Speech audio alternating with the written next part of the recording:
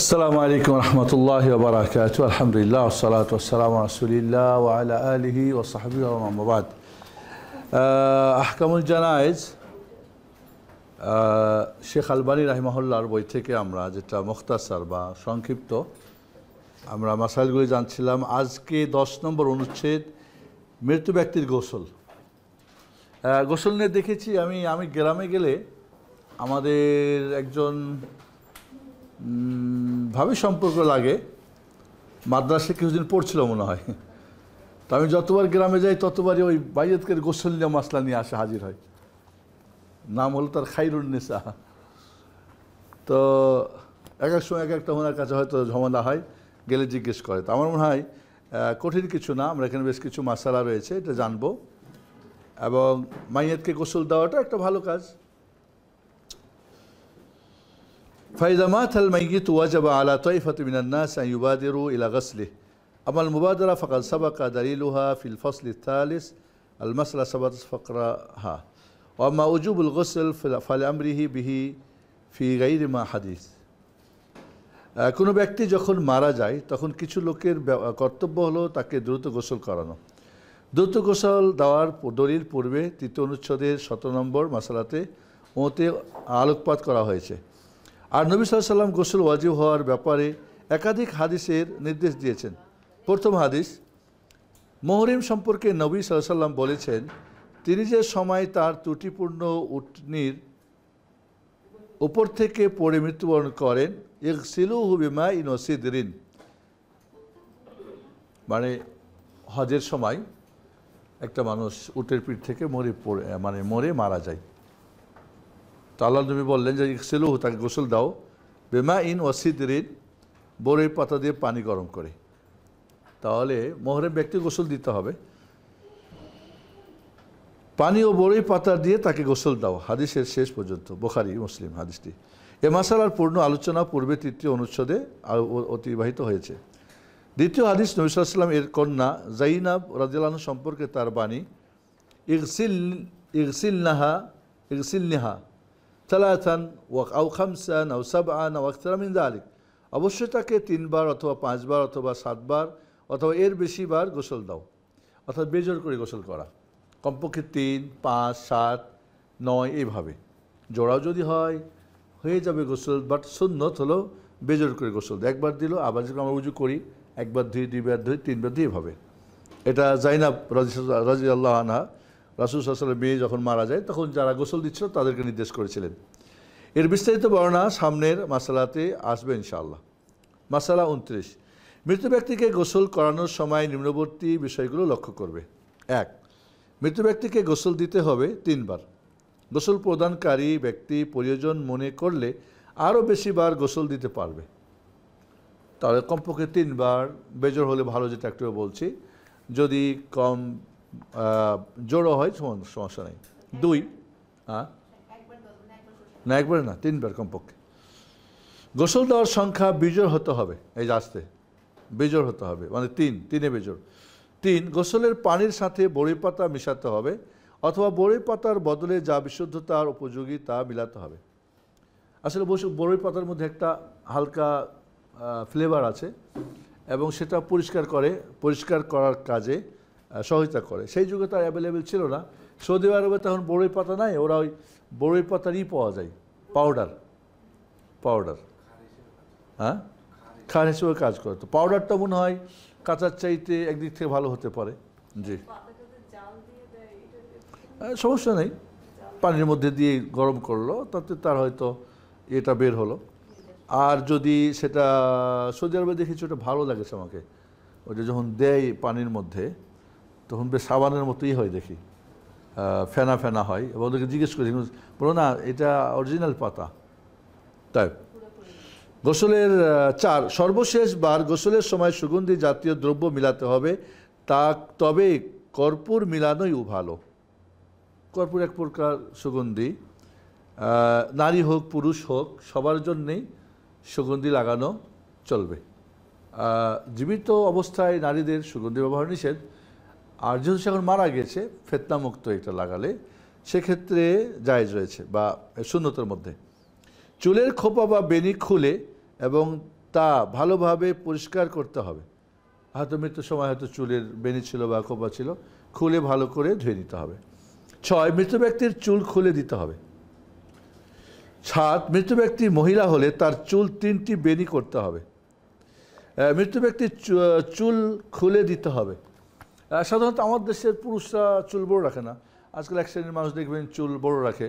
Saudi আরবে কিন্তু এটা এখনও আছে, ওই হ্যাঁ, চুল বড় রাখা, চুল বড় করে রাখা। জি আসেন।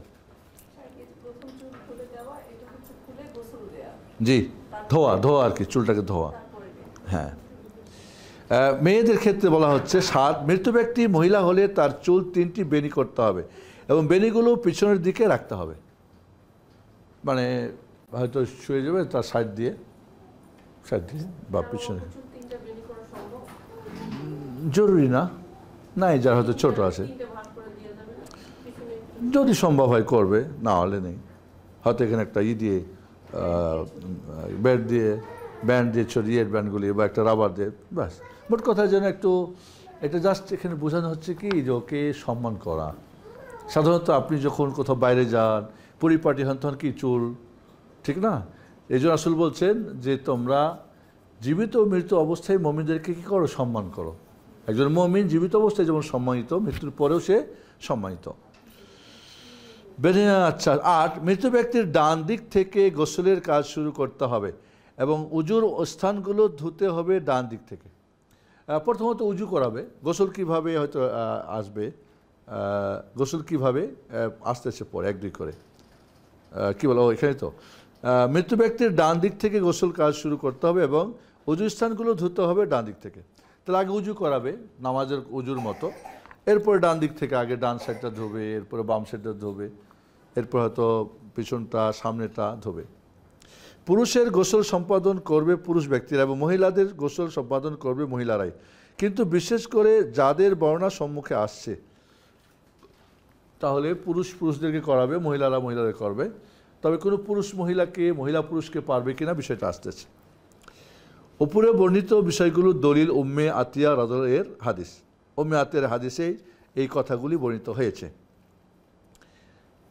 উম্মে আতিয়া রাদিয়াল্লাহু আনহা হতে বর্ণিত, তিনি বলেন নবী সাল্লাল্লাহু আলাইহি ওয়াসাল্লাম আমাদের কাছে আগমন করলেন আর আমরা তার কন্যা জাইনাবের গোসল দিচ্ছিলাম। বিষয়টা খুব স্পর্শকাতর, তাই না? রাসূলের মেয়ের গোসল হচ্ছে আর উনি ওখানে গিয়েছেন যে কীভাবে গোসল দেবেন শেখাতে। বিষয়টা অনেক আর কি। নবী সাল্লাল্লাহু আলাইহি ওয়াসাল্লাম বললেন, অবশ্যই তাকে তোমরা 3 বার অথবা 5 বার অথবা 7 বার অথবা এর অপেক্ষা আরও বেশি বার গোসল দিবে। যদি তোমরা মনে করো আরও অধিক দিতে হবে তবে তাই দিবে। উম্মে আতিয়া বলেন, আমি বললাম, অধিক দিতে হলে কি তা বেজোড় সংখ্যায় দিব? জবাবে নবী সাল্লাল্লাহু আলাইহি ওয়াসাল্লাম বললেন, হ্যাঁ, বেজোড় সংখ্যায় দিবে। ঠিক আছে? এবং শেষবার কর্পূর মিশাবে অথবা কর্পূর জাতীয় কোনো দ্রব্য দিবে। অতঃপর তোমরা যখন গোসল শেষ করবে তখন আমাকে জানাবে। উম্মে আতিয়া বলেন, অতঃপর আমরা গোসল শেষ করে নবী সাল্লাল্লাহু আলাইহি ওয়াসাল্লামকে জানালাম। নবী সাল্লাল্লাহু আলাইহি ওয়াসাল্লাম আমাদের দিকে তার একটি লুঙ্গি ছুঁড়ে দিলেন। অতঃপর বললেন, তার শরীরের সাথে লুঙ্গিটি লাগিয়ে দাও। লুঙ্গি বুঝেন তো, পুরুষরা যেটা, ওই দেশ তো লুঙ্গি খোলা, মানে মুখ বন্ধ না আর কি, যেটা ইহরামের কাপড় সাধারণত পুরুষরা পরে এমন। উম্মে আতিয়া বলেন, তার চুল আমরা 3 ভাগে ভাগ করলাম। অপর এক রিওয়ায়াতে আছে আমরা চুল খুললাম, অতঃপর পরিষ্কার করলাম, অতঃপর তার চুলকে 3টি বেনি করলাম, মাথার দুপাশে 2টি ও সামনের দিকে অর্থাৎ কপালের দিকে 1টি, দুই পাশে 2টি আর মধ্যখান থেকে 3টা বেনি আর কি। অতঃপর বেনি 3টিকে তার পিছনের দিকে রেখে দিলাম। উম্মে আতিয়া বলেন, নবী সাল্লাল্লাহু আলাইহি ওয়াসাল্লাম আমাদেরকে আরও বলেছেন যে গোসলের কাজ ডান দিক থেকে আরম্ভ করবে এবং উজুর স্থানগুলো ডান দিক থেকে ধৌত করবে।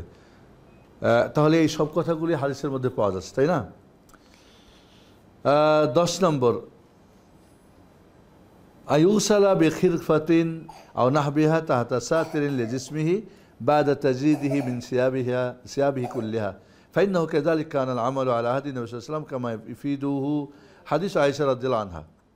10, সকল কাপড় খুলে ফেলার পর অন্য কাপড় দিয়ে পর্দা করে ন্যাকড়া বা ন্যাকড়া জাতীয় জিনিসের মাধ্যমে শরীরের পর্দার নিচ দিয়ে ধৌত করবে। অর্থাৎ পুরো শরীরটা ঢেকে দেবে আগে, এরপরে যখন তাকে গোসল দিবে হাতের মধ্যে একটা ন্যাকড়া বা এখন কি গ্লাভস লাগাই নিয়ে ওইটা দিয়ে ধোবে, সরাসরি হাত দিয়ে ধোবে না। কারণ নবী সাল্লাল্লাহু আলাইহি ওয়াসাল্লামের আমলে এই আমল হতো, যার প্রমাণ পাওয়া যায় আয়েশা রাদিয়াল্লাহু হাদিসে। এই হাদিসে কি বলছে?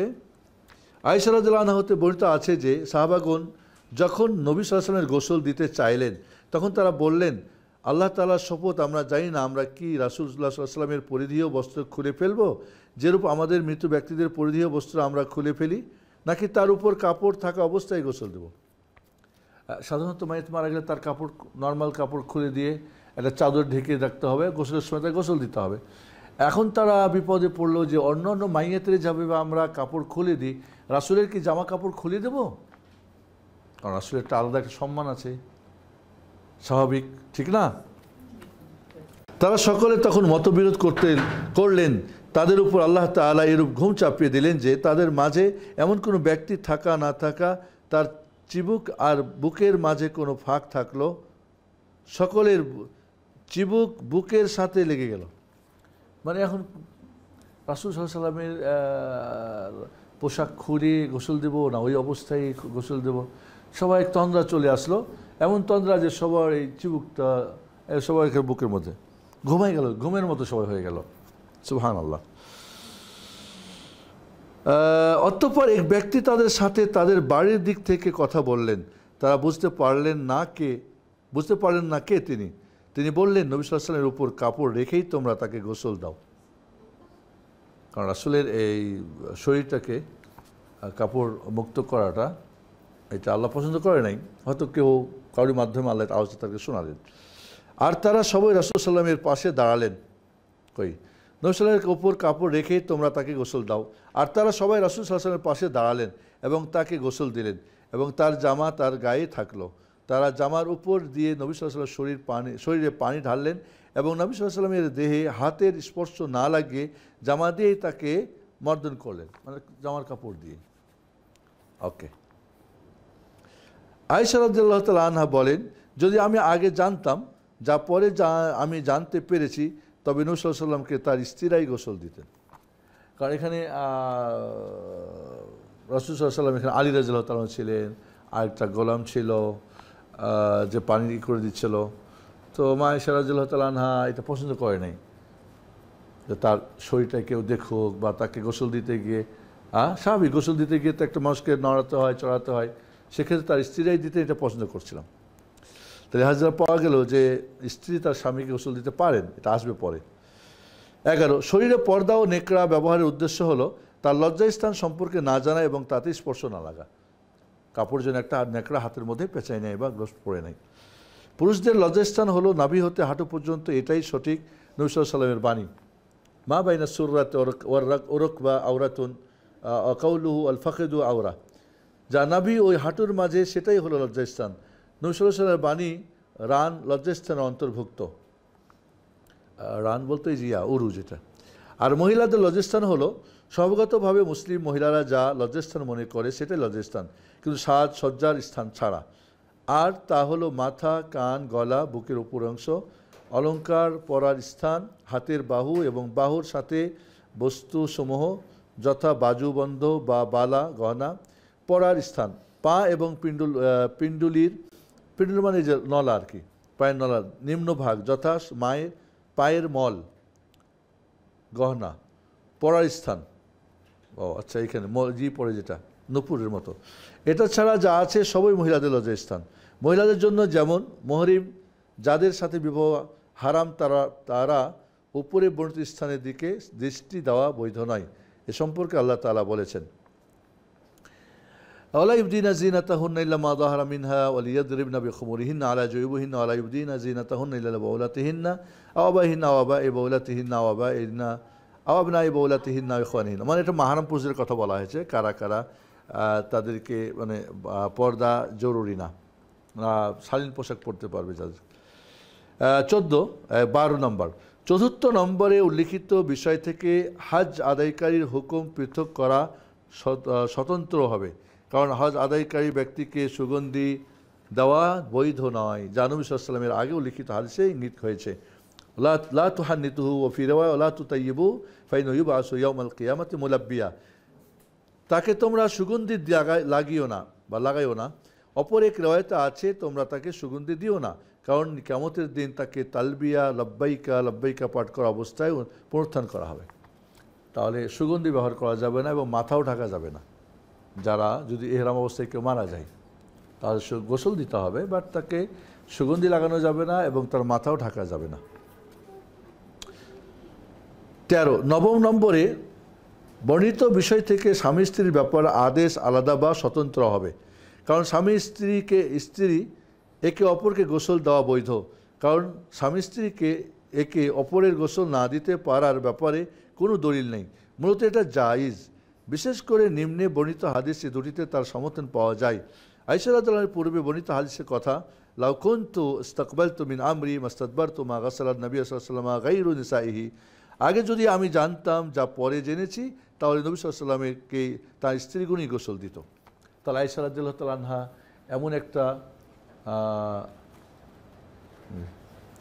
এমন একটা কাজ করতে পারে না যেই কাজটা শরীয়ত সম্মত না বা আশা করতে পারে না। অন্য একটা হাদিস, আয়েশা রাদিয়াল্লাহু আনহা قالت رجع الي رسول الله صلى الله عليه وسلم من جنازه بالبقيع وانا اجد صداء في راسي واقول وراسه فقال بل انا وراسه ما ضرك لو مت قبلي فغسلتك وكفنتك ثم صليت عليك ودفنتك। আয়েশা রাদিয়াল্লাহু আনহা হতে বর্ণিত, তিনি বলেন রাসূলুল্লাহ সাল্লাল্লাহু আলাইহি ওয়াসাল্লাম বাকি নামক জায়গা থেকে এক জানাজার কাজ সম্পন্ন করে আমার কাছে আসলেন, যেটা বাকিউল গারকাদ, মদিনার কবরস্থানকে বলা হয় বাকিউল গারকাদ। বাকি শব্দ অর্থ হচ্ছে কি তলা, তলি বা তলা, আমরা বলি না আমতলি গাছতলি বলি, তো বাকিউল গারকাদ আরবিতে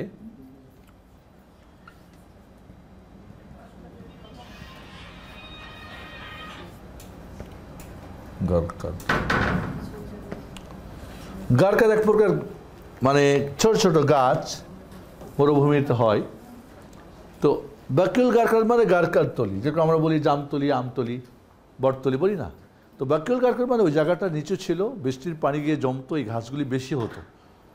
তো এই জায়গাটা সাধারণত ওই সময়কার যুগে টয়লেট হিসাবে বা ব্যবহার, তারা সেখানে পেশাব পায়খানার জন্য যেতেন। সেখানে গিয়ে তো এই বাকিউল গারকাদ তার নাম। এখন আমরা জান্নাতুল বাকি বলি, জান্নাতুল বাকি বলার কোনো দলিল নেই এবং এটা শিয়াদের একটা জাল হাদিস, শিয়াদের একটা জাল হাদিস। যে আলী রাদিয়াল্লাহু, শুনেন ভালো করে জাল হাদিসটা, জান্নাতুল বাকি কেন বলা হয়। শিয়ারা কথা বলে যে আল্লাহর নবী আলাইহিস সালাতু ওয়াস সালাম একদিন আলী রাদিয়াল্লাহু আনহুকে বললেন তুমি একটা তীর ছোড়ো, তুমি একটা তীর ছুড়লেন। পরে জিজ্ঞেস করলেন যে ইয়া রাসূলুল্লাহ কেন তীর ছুড়তে বললেন আপনি?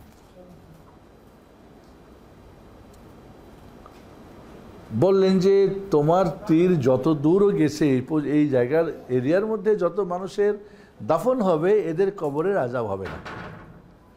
আলী রাদিয়াল্লাহু তাআলা বললেন, ভালো করে শুনেন, আলী রাদিয়াল্লাহু তাআলা বললেন যে আপনি যদি আগে বলতেন তাহলে আমার এই তীরটা পূর্ব থেকে পশ্চিম আর দক্ষিণ থেকে উত্তর সারা দুনিয়ার মধ্যে আমি ছেড়ে দিতাম, ছুরি মারতাম, তাহলে দুনিয়ার কোথাও আর কবরের আযাব হতো না। এটা কি সম্ভব? কথাটা জাল এর মধ্যে তো বোঝা যাচ্ছে। একটা তীর মারলে তো একদিকেই যাবে, কি বলেন? যখন তীরটা ছাড়বে তখন সেই জায়গা যদি যেদিকে মারবে, তাহলে এই যে বলে সারা দুনিয়ায় তীর মেরে দিবে, এই কথাটা যে মিথ্যা, ওদের হাদিসের মধ্যেই তার প্রমাণ পাওয়া যায়। এই জন্য দেখবেন আমাদের দেশের মানুষরা মনে করে যে রমজান মাসে মানুষ মারা গেলে কবরে আযাব হয় না, মদিনার কবরস্থানে কবর দিলে আযাব হয় না, ভিত্তিহীন কথা এগুলি। শুক্রবারে তো আছে যে কবরের ফিতনা থেকে রেহাই পাবে। জি, তাহলে মা আয়েশা বলছেন যে এই বাকিউল গারকাদ জায়গা থেকে এটা বাকি, আসলে বাকি মানে তলি, কি তলি? গারকাদ তলি। তো এইখানে আল্লাহর নবী একটা জানাজা পড়ে বাড়িতে ফিরলেন, আর আমি আমার মাথার ব্যথা পেলাম এবং বললাম হায় আমার ব্যথা। তখন আয়েশার মাথা ব্যথা করতেছিল, বলছে ওয়া রাসা, উফু মাথা ব্যথা, বলি না আমরা মাথাটা গেল ছিড়ল, এরকম করতেছিলেন। অতঃপর নবী সাল্লাল্লাহু আলাইহি ওয়াসাল্লাম বললেন বরং বলো হায় আমার মাথা ব্যথা।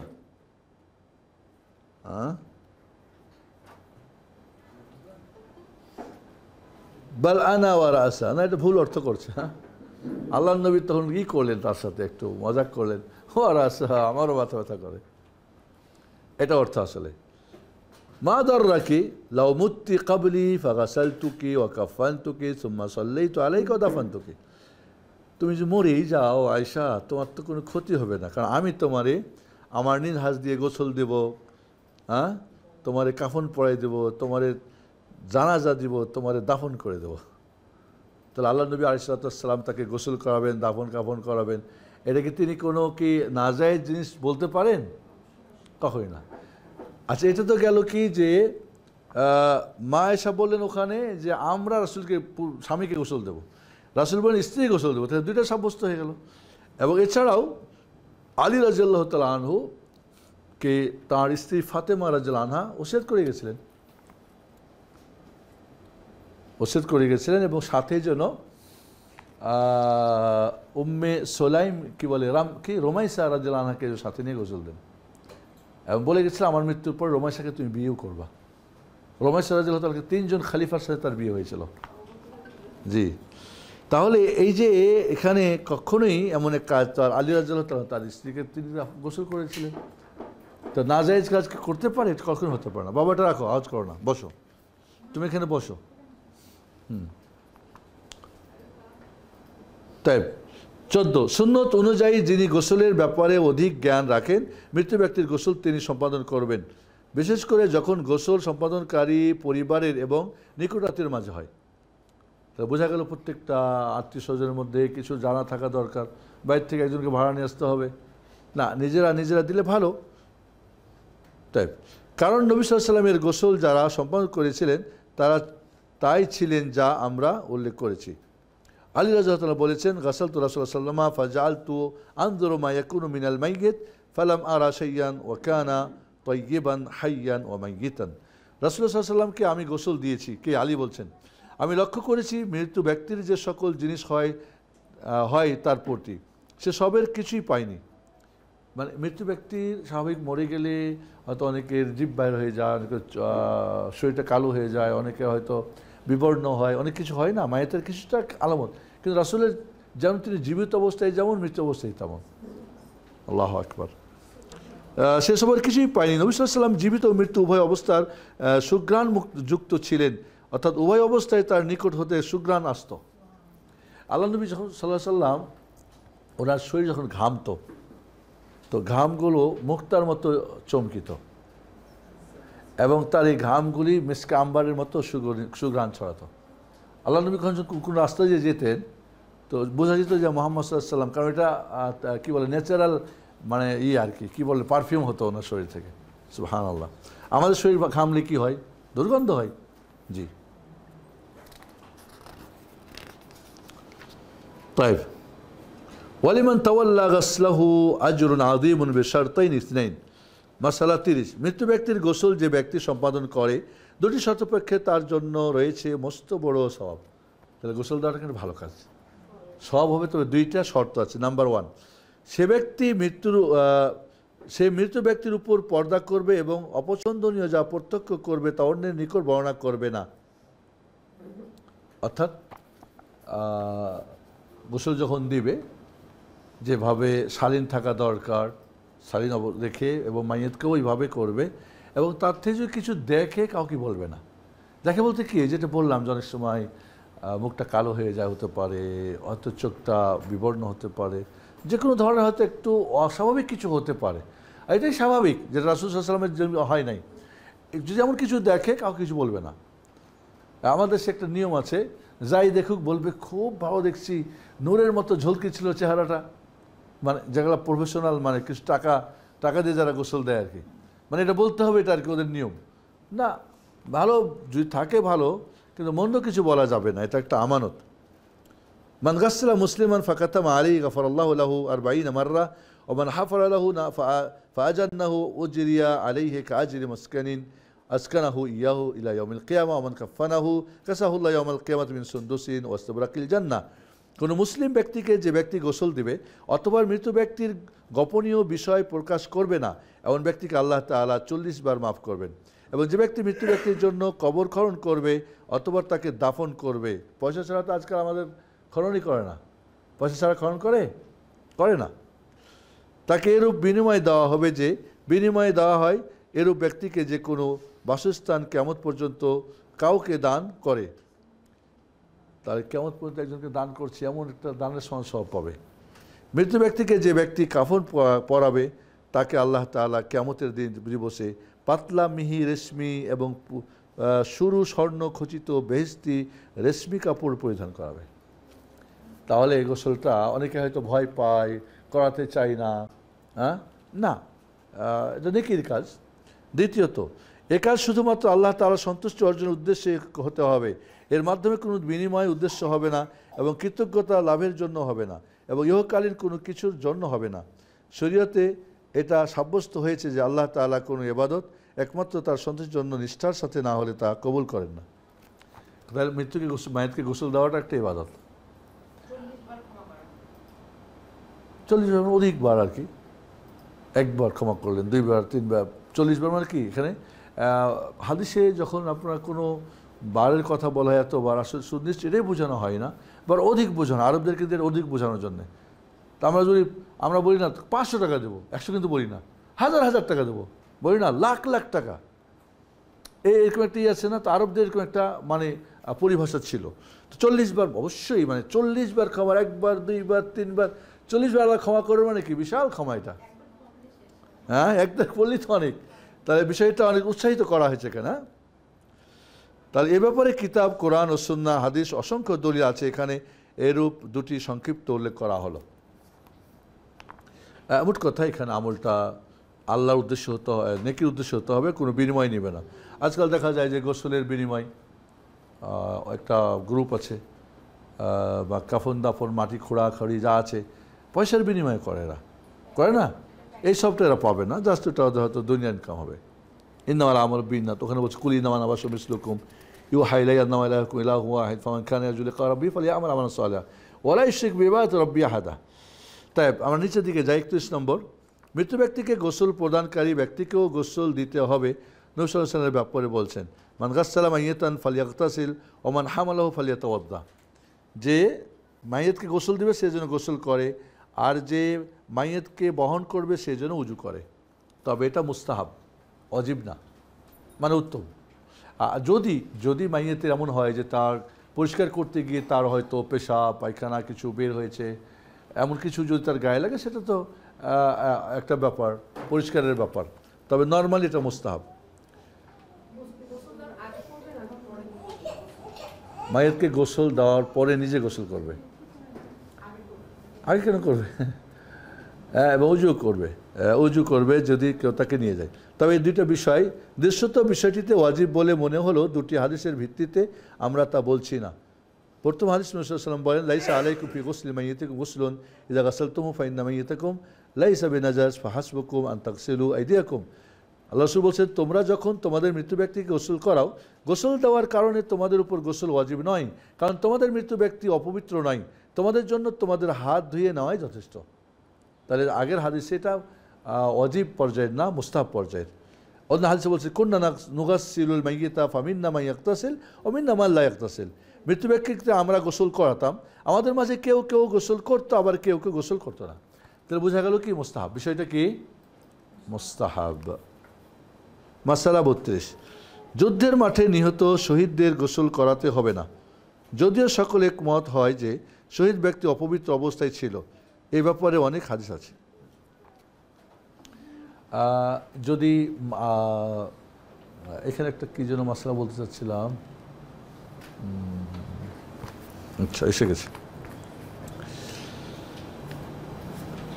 ধরেন যুদ্ধের ময়দানে মারা গেল, তার শহীদ হয়ে গেল, তাকে গোসল দেওয়া যাবে না, যদিও তার গোসল ফরজ থাকে। হতে পারে যে তার গোসল ফরজ হয়েছিল, গোসল করার সুযোগ হয় নাই, সে যুদ্ধ অবস্থায় মারা গেছে, তাহলে তার গোসল দিতে হবে না, যদিও হানজালা রাদিয়াল্লাহু ব্যাপারটা ভিন্ন হাদিসে এসেছে।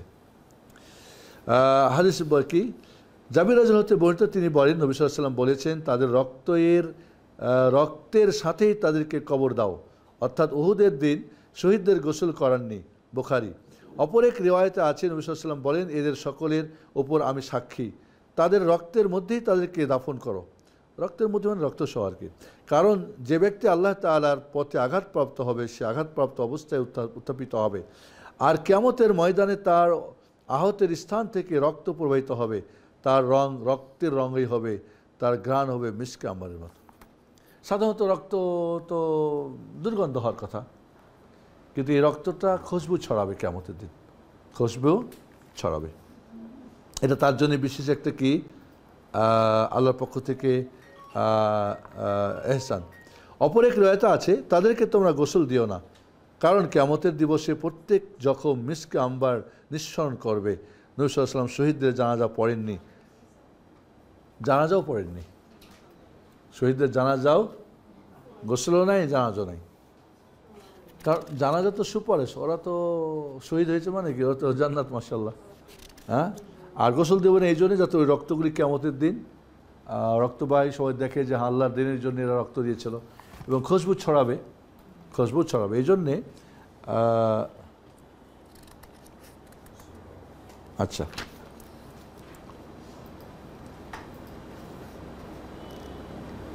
তাদের গোসলও দিতে হবে না। হাদিসটা অনেক বড়। তৃতীয় হাদিস, عن عبد الله بن الزبير في قصة أحد واستشهاد حنظلة بن أبي عامر، حنظلة جنর ঘটনা যেটা।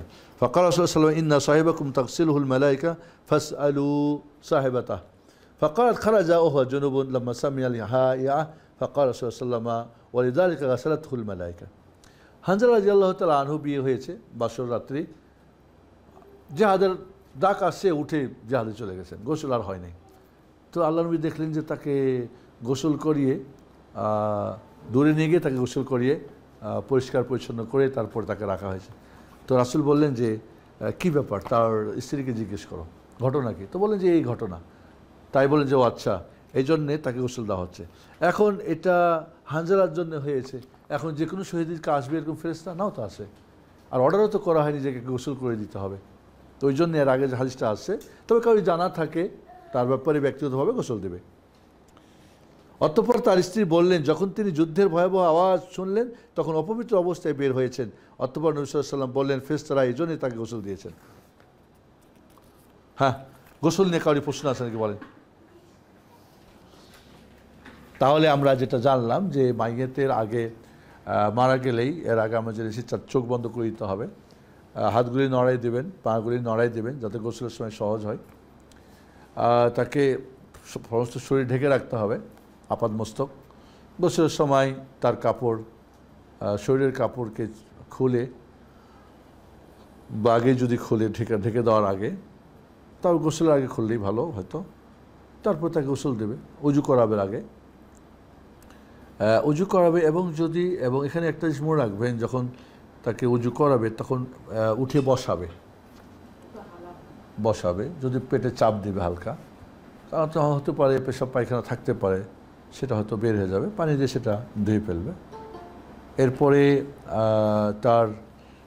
তাকে ইস্তেঞ্জা করাই বা ইস্তিজমার যদি ঢিলাগুলো ব্যবহার প্রয়োজন হয় সেটাও করতে পারে পরিষ্কারের জন্যে। এরপরে তার আগে এটা করে নেবে, আগে মানে বসাই, পেশাব পায়খানা থাকলে বের করে নেবে, এরপরে ধুয়ে নিয়ে এরপরে উজু করাবে।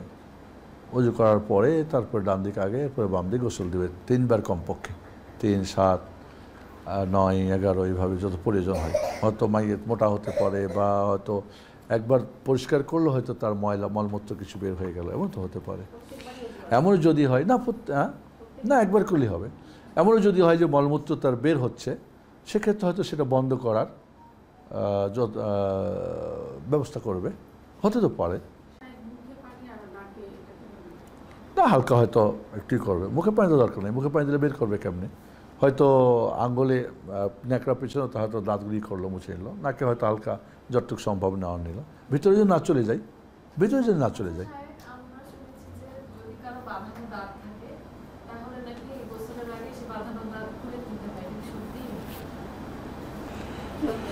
যদি স্বর্ণের হয়, মূল্যবান হয়, তো কেন ওরে দিয়ে নষ্ট করবেন? নিয়ে নেন না, বিক্রি করেন বা আরেকজন ব্যবহার করুন। আর নর্মাল যদি হয়, না কি দরকার, কোনো দরকার নেই।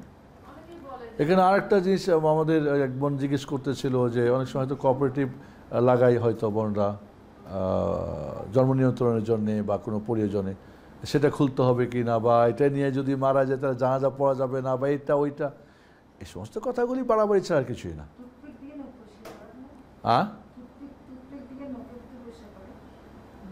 না এমন যদি না, যদি নখ কাটার ব্যাপারে কি বলে নখ কাটতে পারে হয়তো, না এমন কোনোই না যে এটা দিয়ে করতো এটা দিয়ে করতে হবে। নখ যদি বড় বড় থাকে কেটে দিবে, নর্মাল থাকে কাটার দরকার নেই। মানে এখানে তাকে একটা পরিষ্কার পরিচ্ছন্ন করে মানুষ তাকে পচানো, এটা হলো বিষয়।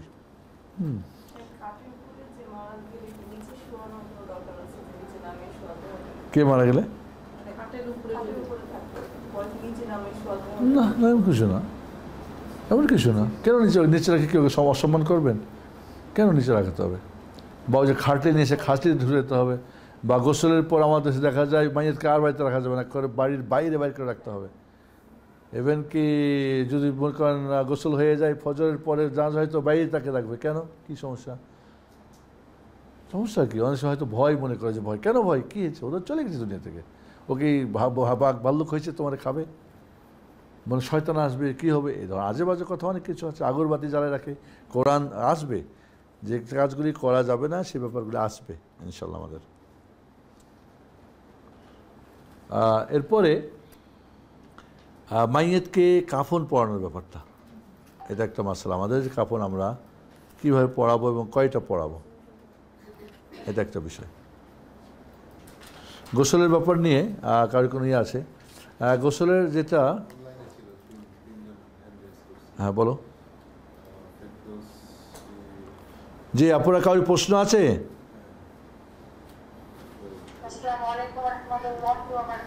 ওয়ালাইকুম আসসালাম ওয়া রাহমাতুল্লাহি ওয়া বারাকাতুহু। জি আপু বলেন, কোথা থেকে বলছেন আপনি?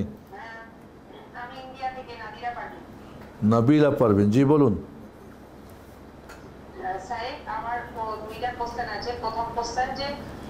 মেয়েদের লজ্জার স্থানটা আরেকবার বলুন তো, কোনটা কোনটা মেয়েদের লজ্জার স্থান? একটা নারী তার মাহরাম পুরুষের সামনে স্বাভাবিকভাবে যা খুলে রাখতে পারে, মাথাটা, ঘাটটা, হাতের কিছু অংশ, পায়ের নিচের কিছু অংশ,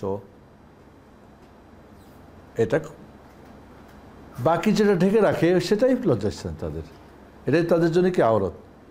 সালাতের ক্ষেত্রে ভিতরে বিষয়টা ভিন্ন। সালাতের ক্ষেত্রে তাদের মুখমণ্ডল আর কবজি বাদ দিয়ে সবই ঢাকতে হবে। আর যদি পরপুরুষের সামনে হয় সেটাও ঢাকতে হবে, শুধু তাই না, পায়ের পাতা না, পায়ের নিচটাও ঢাকতে হবে তখন। তো একজন নারী সাধারণত তার মাহরাম পুরুষের সামনে, ছেলের সামনে, ধরেন বাবার সামনে, ভাইয়ের সামনে কেমন থাকে? ঢাকা ঢুকে থাকে? তাও থাকে না, স্বাভাবিক একটা শালীন পোশাক পরে থাকে। তেমনই পায়ের কিছু অংশ হয়তো থাকে, ঘাড়, মাথা, হাতের কিছু অংশ, এগুলি পর্দার অন্তর্ভুক্ত না, এগুলি পর্দার অন্তর্ভুক্ত না। জি কি যেন একটা মাসালা, জি বলেন। আরেকটা প্রশ্ন ছিল যে হয়তো কোন একটা আত্মীয় মারা গেল, সে কখনো সালাত আদায় করেনি, তাহলে তাকে কি গোসল দিলে দেওয়া যাবে? মানে গোসল দিতে পারবো তাকে? সে তাওহীদবাদীও না, শিরক করে না, একটু মানুষকে কে গোসল দিবেন না, অন্যরা দেবে, কারণ সে সম্মান পাওয়ার হকদার না। আর একে গোসল দিয়ে আপনি সম্মান পাবেন, যিনি জানেন, আর না জানে একজন দিচ্ছে সেটা আলাদা। আপনি জানেন যে এই লোকটা বেনামাজি ছিল, শিরিক করত, এখন হয়তো আপনি গোসল দিতে পারেন, আপনাকে বললো যে গোসল দাও, হয়তো আপনি একটা ওজন দেখাতে পারেন, শরীরটা ভালো না বা একটা কিছু, এরকম লোকের গোসল দেওয়া ঠিক হবে না। ওই একবার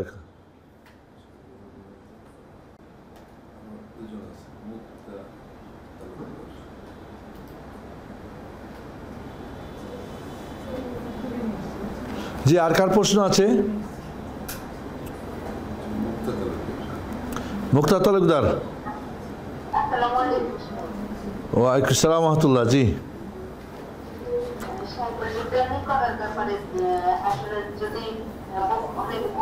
ছোট ছোট চুল থাকে বা আমরা যে ওরকম নাকি শুধু এরকম বটে বটে, মানে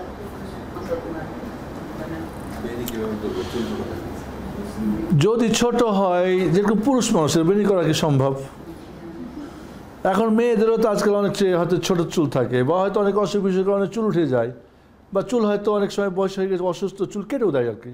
কারণ তার জন্য কি হয়, অনেক সময় দেখা যায় যে বেশি হলে অনেকে দাড়িও কেটে দিতে দেখেছি, ঠিক না?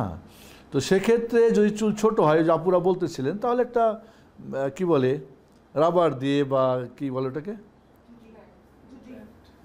বেল্ট দিয়ে বেঁধে দিবে, বাস। না হলে তো আর করার কিছু নেই। এখন চুলটা কেন করতে হয়? কারণ চুল বড়, তেমনি রেখে দিলে এলোমেলো হবে, তো তাকে একটু সম্মান করেন। চুলই নাই তো আর কাকে সম্মান করবেন? তাহলে যতটুক সম্ভব, যদি সম্ভব হয় 3টা না হয় 2টা করা যাচ্ছে, বা পুরো একটাকে এই করে বেনি একটাই করে হয়তো পিছনে দেওয়া হচ্ছে। এটা বিষয়টা হচ্ছে তার চুলটাকে যেন এলোমেলো না থাকে, তাই উদ্দেশ্য। জি। মাইয়েতের নখ এবং মোচ কাটা যাবে কি না? কাটা যাবে না, কিন্তু কেউ কেউ কাটার কথা বলছেন, জায়েজ আছে বলছেন। প্রয়োজনে যে নখ বড় হয়, মোচ হয়তো বড় হয়ে গেছে, সেটা হয়তো কেটে দিয়ে সমান করে দিতে পারে। অনেক সময় দেখা যায় যে সুবহানাল্লাহ অসুস্থ, আর কেউ আর মোচটুক বড় বড় হয়ে সব মুখটুক ঢেকে গেছে। অনেক আছে অবহেলিত, মানে অসুস্থ অবস্থায় অনেক নখ বড় বড় হয়ে গেছে, কাটতে পারে।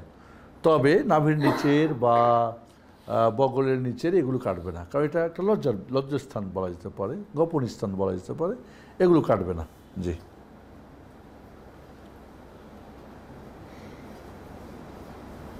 বরং এটাকে ওকে। আর কার প্রশ্ন ছিল? আর কার প্রশ্ন ছিল একজনের? আপু আর কারোর প্রশ্ন আছে অনলাইনে? আপনার কারোর প্রশ্ন আছে? নাই? তাহলে আমাকে আর একটু পড়ি তাহলে। তাকফিনুল মাইয়িত, মৃত্যু ব্যক্তিকে কাফন পরানো। মাসআলা 33। মৃত্যু ব্যক্তিকে গোসল দেওয়া থেকে অবসর নেওয়ার পর নবী সাল্লাল্লাহু আলাইহি ওয়াসাল্লামের নির্দেশে কারণে তাকে কাফন পরানো ওয়াজিব। এ ব্যাপারে মুহরিম ব্যক্তির হাদিস রয়েছে, যাকে উটনি ফেলে দিয়ে মেরে ফেলেছিল বা ফেলেছে। ওয়াকাফিনুহু ওয়াকাদ তাকাদ্দামা বিতামাম ফি ফাসলি কাযা। নবী সাল্লাল্লাহু আলাইহি ওয়াসাল্লাম বলেছেন, তোমরা তাকে কাফন পরাও।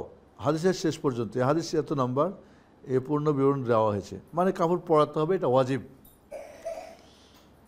মাসালা ওয়াল কাফনু আউ সামানুহু মিনাল মাইয়িত ওয়ালাউ লাম ইউখলিফ গায়রাহু লিহাদিস।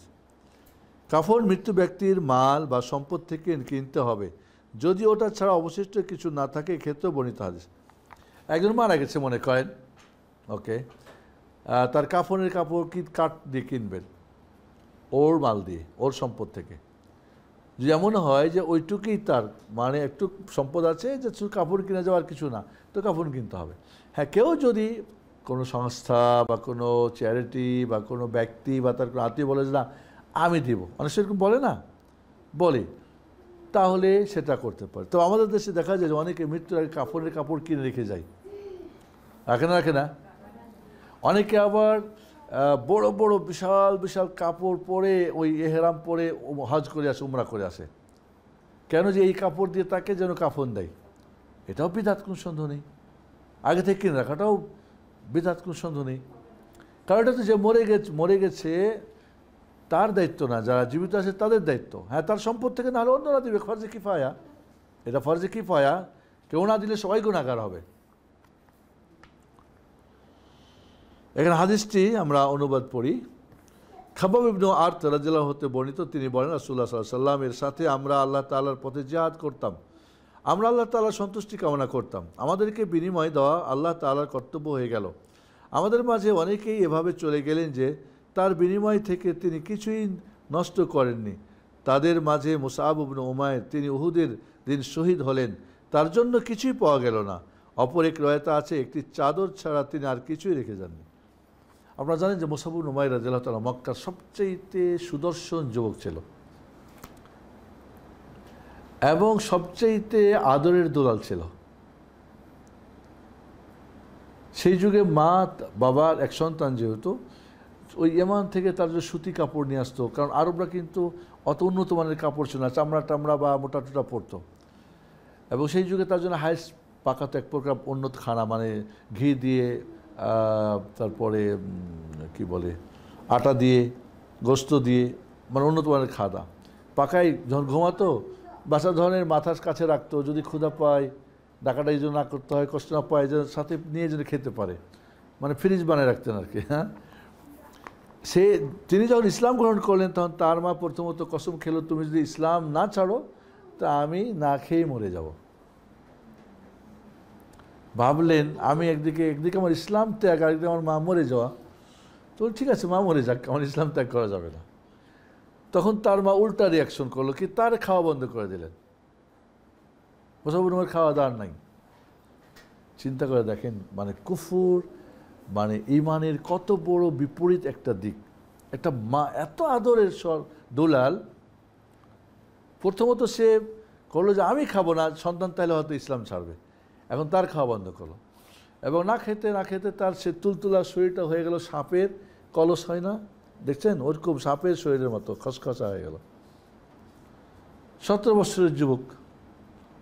আল্লাহ নবী আলাইহিসসালাম মদিনায় তাকে মুআল্লিম হিসাবে, রাষ্ট্রদূত হিসাবে, একজন টিচার হিসেবে মদিনায় পাঠিয়ে দিলেন। এই বাচ্চারা যুবক মানুষ, মানে দিনের দাওয়াত করার তার বড় স্পৃহা, কুফুর থেকে আসছে, মাস কুফুর থেকে কীভাবে বের করে নিয়ে আসবে। আল্লাহ নবী হিজরতের আগে আগে মদিনার যত আনসার আর কী বল আনসারদের আওস খাজরাজের বাড়ি, এমন কোনো একটা বাড়ি নাই যে এখানে ইসলাম প্রবেশ করো না। মা মিন দারিন মিন দিয়ারিল ইসলাম ওয়াকাদ দাখালা ফিল ইসলাম।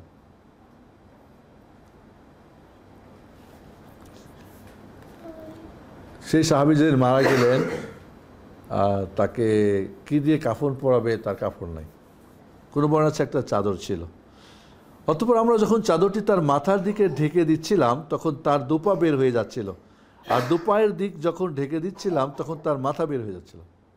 মানে চাদরটা হচ্ছে না, মানে আপাতমস্তক ঢাকা হচ্ছে না। পা ঢাকলে মাথা আলোক হয়ে যায়, আর মাথা ঢাকলে পা আলোক হয়ে যায়। অতঃপর রাসূলুল্লাহ সাল্লাল্লাহু আলাইহি ওয়াসাল্লাম বললেন, তার মাথার দিক ঢেকে রাখো। অপর এক রয়তা আছে, ওটা দিয়ে তার মাথার দিক এবং ইজকির ঘাস দিয়ে পায়ের দিক ঢেকে দাও।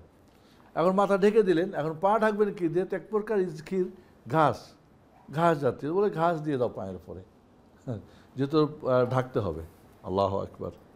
মানে এইভাবে সাহাবায়ে কেরাম রাদিয়াল্লাহু তাআলা আনহুম তারা কষ্ট করে আমাদের জন্য দিনের এই দাওয়াত আমরা রেখে গেছে, আর আমরা এখন সহজে পেয়েছি, এর আমরা মূল্য বুঝছি না।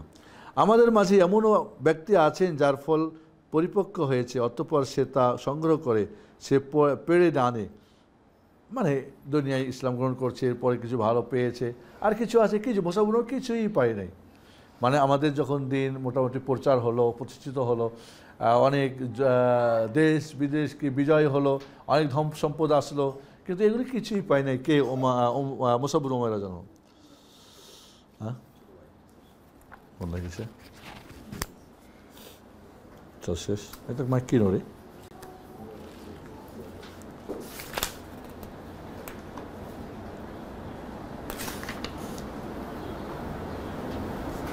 কাপড় সমস্ত শরীর ঢেকে যাওয়ার মতো পূর্ণ লম্বা হওয়া প্রয়োজন।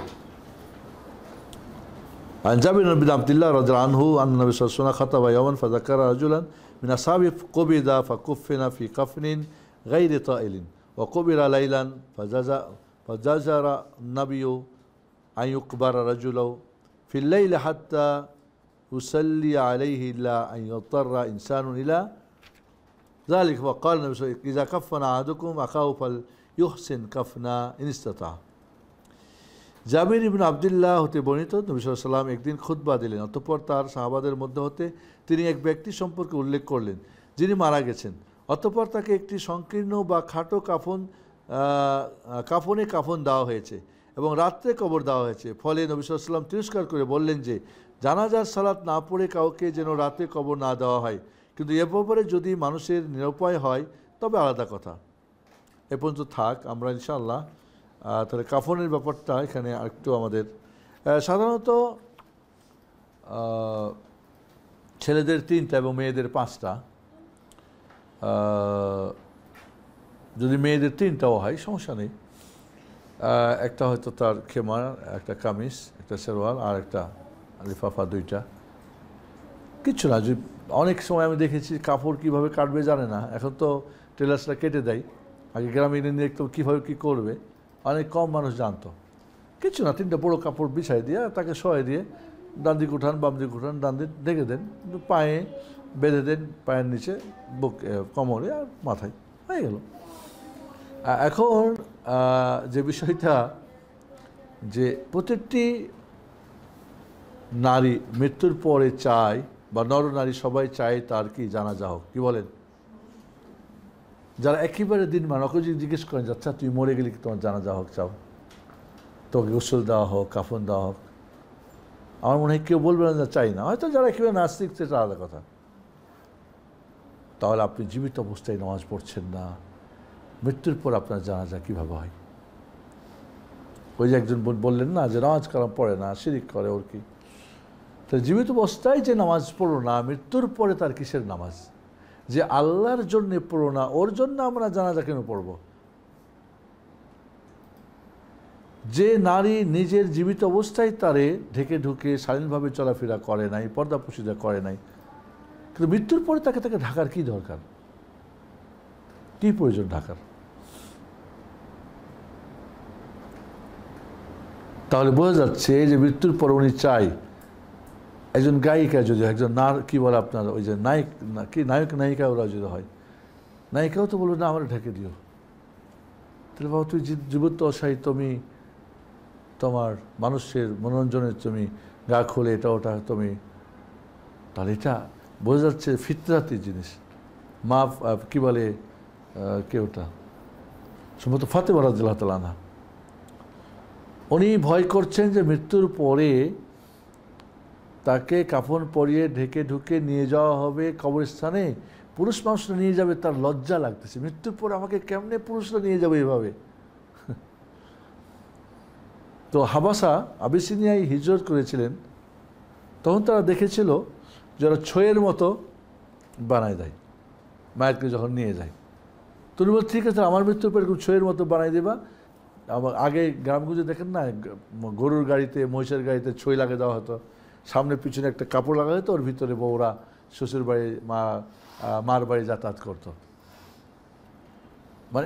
মানে আমার মনে হয় এটা আমরা আমাদের সময় যখন দেখেছি, একসময় 100 এরকম করতো, পরে আস্তে আস্তে হয়তো সামনেরটা খোলা শুরু, পিছনেরটা, এখন তো সবই। এই জন্যে কাফনের ব্যাপারটা তো তাকে সম্মান করা, তা আপনি নিজেকেই সম্মান করেন এই জীবদ্দশায়, তো আপনি মৃত্যুর পর আপনি কেন আপনার মানুষ সম্মান করবে? জি, আপনাদের কারো প্রশ্ন আছে অনলাইনে? জি, তানিয়া আপু বলেন।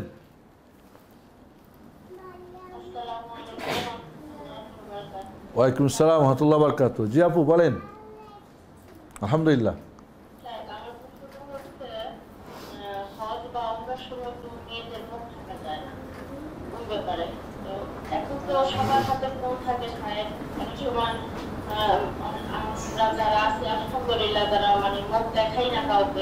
এখন দেখা গেছে যে ভিডিওতে লাইভে এসে অনেক মেয়েদের চেহারা দেখা যাচ্ছে, সেই ক্ষেত্রে কি আমরা অন্যটা দিয়ে ঢুকে রাখতে পারবো?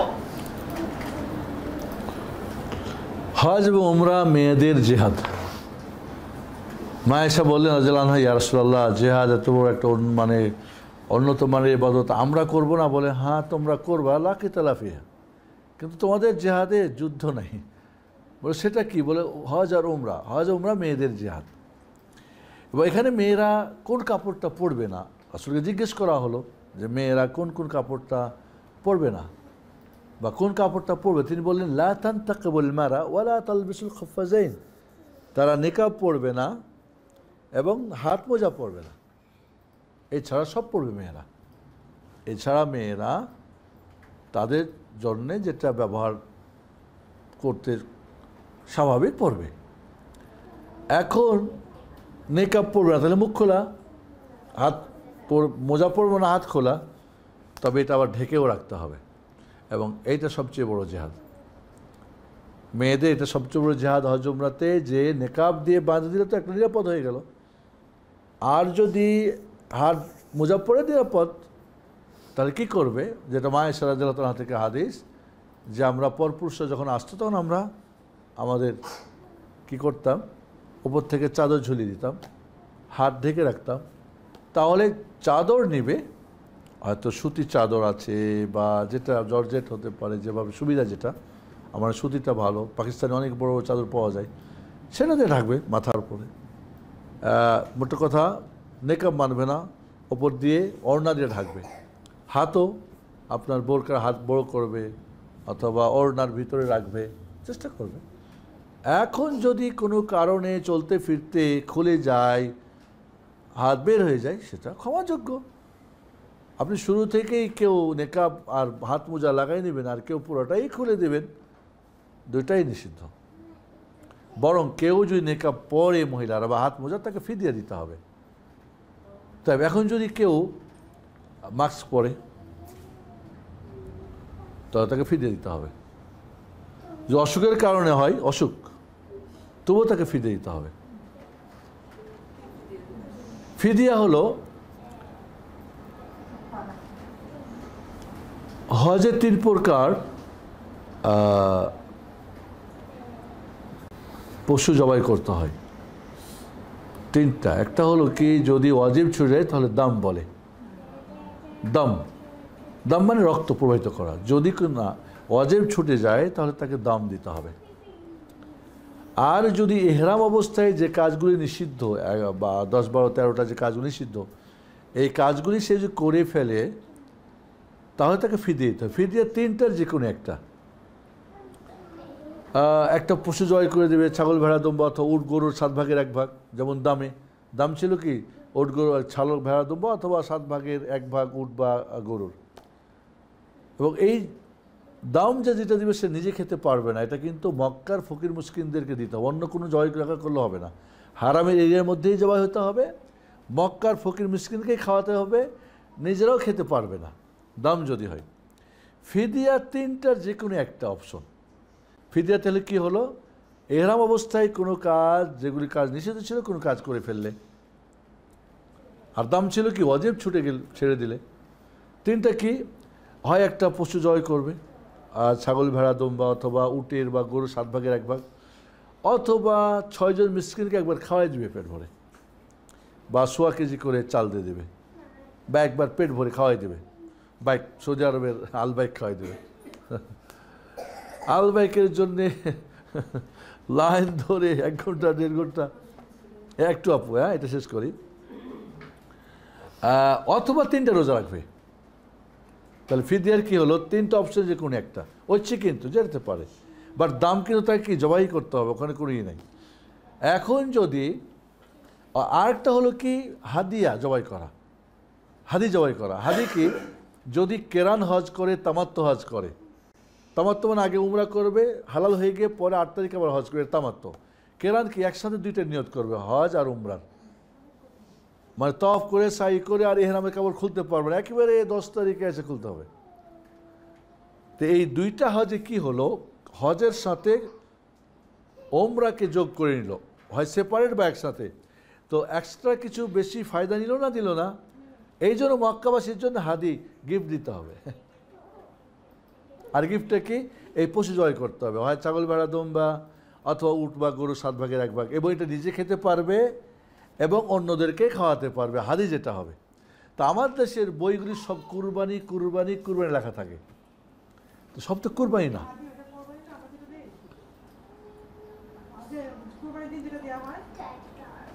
যেটা আপনার কুরবানিটাকে হাদি, আসলে কুরবানি বলে এখানে কোনো জিনিস নাই, হজের সাথে কুরবানি কোনো জিনিস নাই, এটা হাদি। তাহলে হাদি, দাম আর ফিদিয়া। ফিদিয়া তো জবাই করা আছে, তবে আরও 2টা অপশন আছে, করতে পারে। তাহলে আমাদের দেশে দেখা যায় যখন এটা কুরবানি বলে আমরা, তখন হাজি সাহেব করছে কি, বাড়িতে কুরবানি দিয়েছে না, ওইটা আর দেয় নাই, আমি তো কুরবানি দিয়েছি।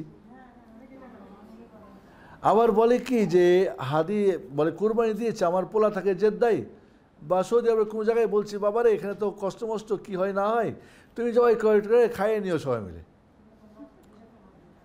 হবে না তো, এইটাই হাদি হোক, দাম হোক আর ফিদে জবাই করে, এটা হারামের এরিয়ার মধ্যেই হতে হবে।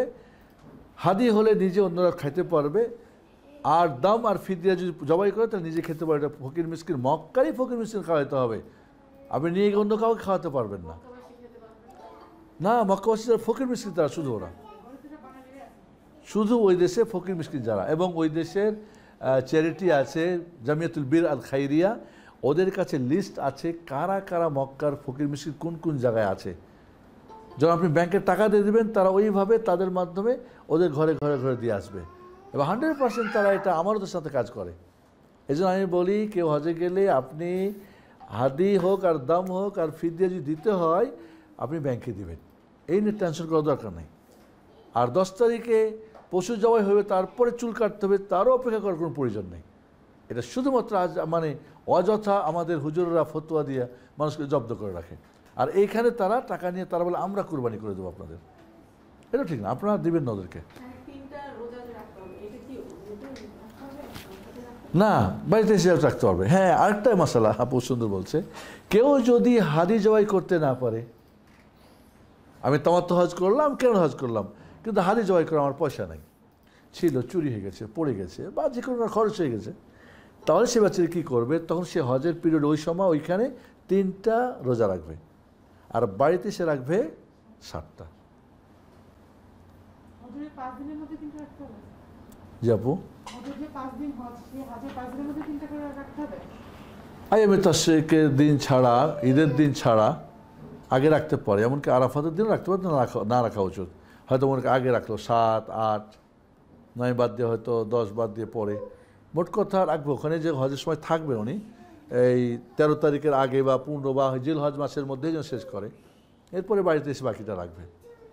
জি, তাহলে তাহলে হজ বিষয়ে আমাদের যেটা আমি আপনাকে বলবো, এই মুহূর্তে আগামীকালকে একটা হজ প্রশিক্ষণ আছে আমার বনানীতে। হজ যখন ফরজ হিসেবে আপনার প্রতি হজের মাসালা শেখাও ফরজ, কিন্তু আমার দেশের মোয়াল্লেমরাও গুরুত্ব দেয় না, আর হাজিরা তো মনে করে মোয়াল্লেম সাথে আছে, সব উলট পালট করে হাজি সাহেব হয়ে চলে আসে। না, যখন হজ ফরজ হয়েছে আপনার প্রতি হজের মাসালা শেখাটাও ফরজ। এই ব্যাপারে একটা কোর্স করেন, এই ব্যাপারে একটা বই পড়েন, এই ব্যাপারে আপনি জিজ্ঞেস করেন, না কিছুই নেই। শেষ পর্যন্ত মোয়াল্লেমরা বলে একটা দাম দিয়ে দাও, যদি কেন যদি ভুলটুল হয়ে থাকে, যদি বলে কোন ইবাদত করলে ইবাদত হবে না, দিলে ওটা অপচয় হবে এবং ওটা গচ্ছা যাবে, কোনো ফায়দা হবে না।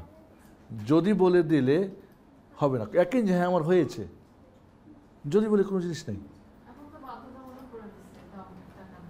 কে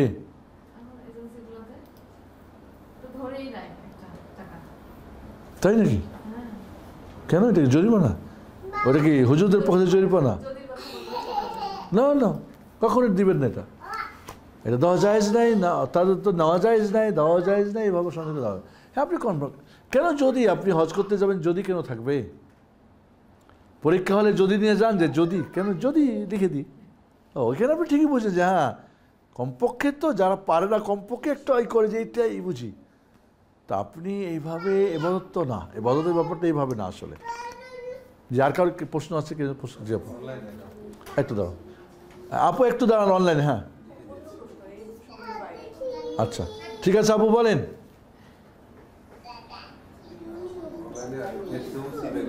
ফেরদৌসী বেগম আপু বলেন। ও লিখেছে, বলো, পড়ো।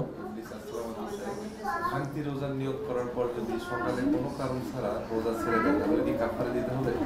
ভাঙতি রোজা নিয়োগ করার বুঝছি, কেউ রোজা ভেঙেছিল, রমজান মাসের রোজা নিয়ত করছে রাখবো, কিন্তু সকালে ভেঙে ফেললো, কোনো সমস্যা নেই, তবে ভাঙবে না, এটা উত্তম। কোনো প্রয়োজনে ভেঙে দেয় সেক্ষেত্রে পরে আবার রাখবো, কিন্তু রমজান মাসের ভিতরে তো ভাঙা যায় না, কারণ ওটা রমজানের একটা সম্মান আছে, ভেঙে দিলে ভাঙতে পারবে, সমস্যা নেই ইনশাল্লাহ। জি জি আপু, জি বলে আপু। হ্যাঁ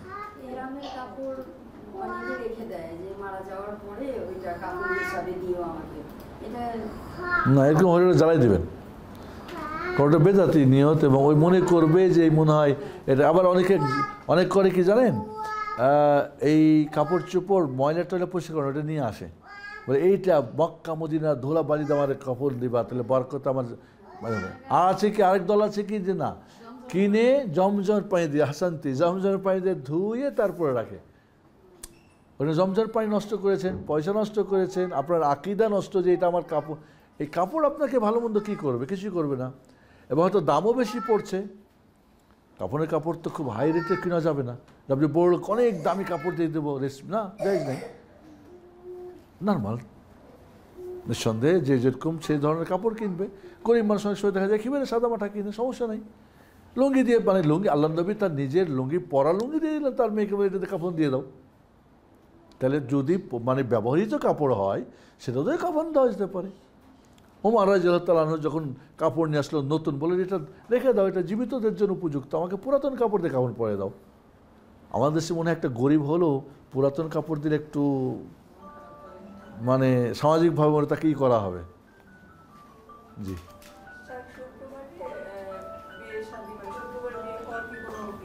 বৈশিষ্ট্য এমন কিছু নাই। শুক্রবার যেহেতু সপ্তাহের উত্তম দিন, ঈদের দিন, হয়তো ঈদের একটা খুশি, জুমার একটা খুশি থাকে, বিয়ে দেয় বারকাতে, আমার মনে হয় দিতে পারে। ছুটির দিন হয় অনেক সময়, আমাদের ছুটি হয় না, ছুটির দিন হিসাবে আমরা ওটাকে নির্ধারণ করি। বা জুমার দিন অনেক সময় হয়তো পাওয়া যায়, ইমামদের পাওয়া যায়, খতিবদের পাওয়া যায় বিয়ে পড়ানোর ব্যাপারে। আমার মনে হয় দ্বিতীয় এমন কথা, দিলে ভালো, খারাপ না ইনশাল্লাহ। তবে এর জন্য স্পেশাল আর কিছু সোয়াব বর্ণনা করবেন, সে দলিল লাগবে, দলিলটা আমাদের কাছে নেই।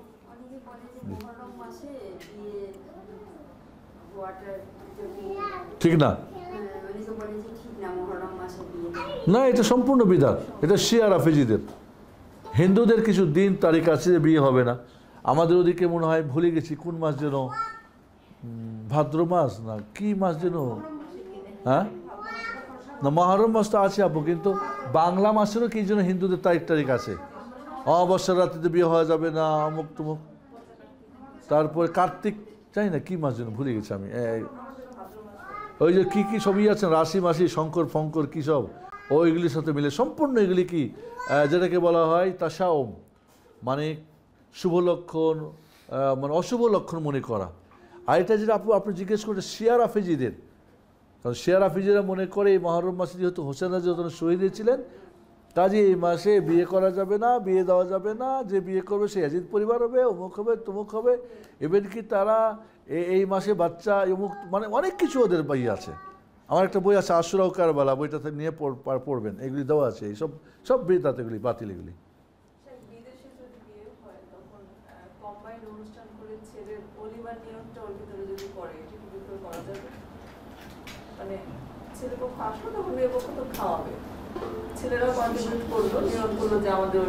মেয়ের বাড়িতে করা উচিত হবে না, বরং ছেলের বাড়িতে করবে। ছেলের বাড়িতে কলিমার দায়িত্বটা পুরোটাই ছেলের। মেয়ের বাড়িতে কোনো অলিমা বলে কোনো জিনিস নেই। হ্যাঁ, সহযোগিতা করতে পারে, সহযোগিতা করতে পারে। মেয়ের পক্ষ ছেলেকে দিতে পারে, বাবা তোমার অলিমার জন্য আমি দিলাম, একটা গরু দিলাম, তুমি অলিমা করে খাও। যদি প্রয়োজন হয়, প্রয়োজন নাই তারপরে দিবে না। না না, কম্বাইট যদি এত বলে যে হ্যাঁ 4 জন 5 জন একসঙ্গে বিয়ে করছে, একটা পার্টি দিয়ে সবার বিয়ে শেষ করছে। এখন আমাদের সমাজে যেটা হচ্ছে, এটা হিন্দুদের থেকে আসা। মূলত মেয়ের বাড়িতে যে অনুষ্ঠান হয় এটা হিন্দুদের অনুষ্ঠান, কারণ হিন্দুদের মেয়েরা অরিস পায় না, তাই বিয়ের সময় যত খরচ টরচ করে খায়াটে নেওয়া যায়।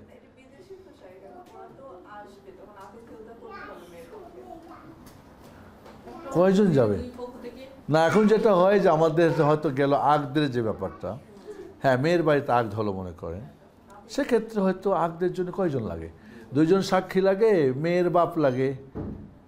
তো এই গাড়ি ধরে 400-5 জন যাবে কেন? না, জায়েজ নেই, এটা হারাম, এটা ঠিক না। এটা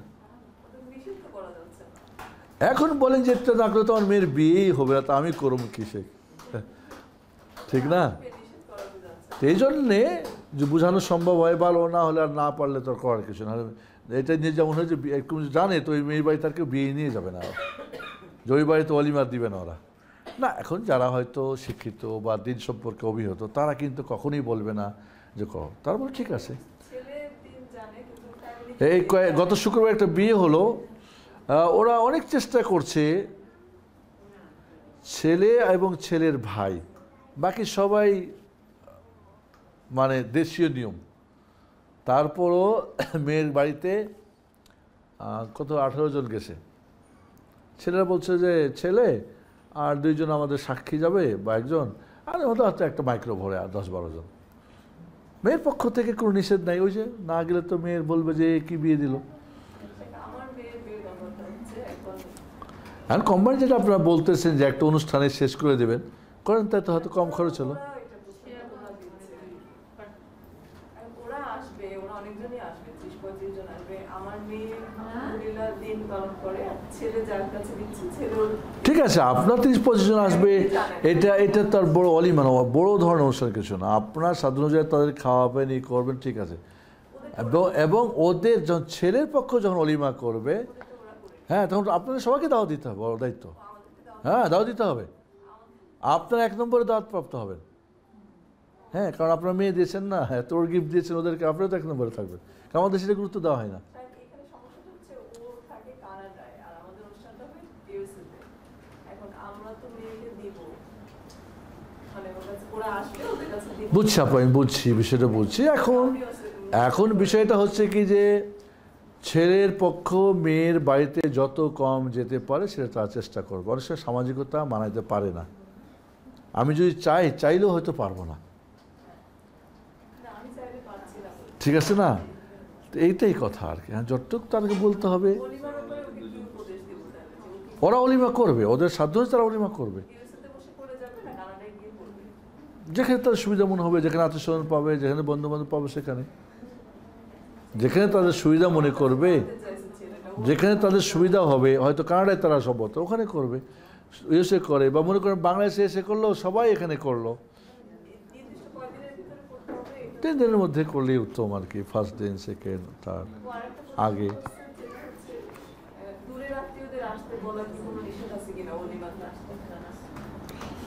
কাছের বাদ দিয়ে না না না না, কোনো সমস্যা নেই, আসতে পারে। আর কাছের গরিব দিবেন না, দূরেরগুলো দিবেন, বা ধনী দিবেন, গরিব দিবেন না, সেটা নিষেধ আছে,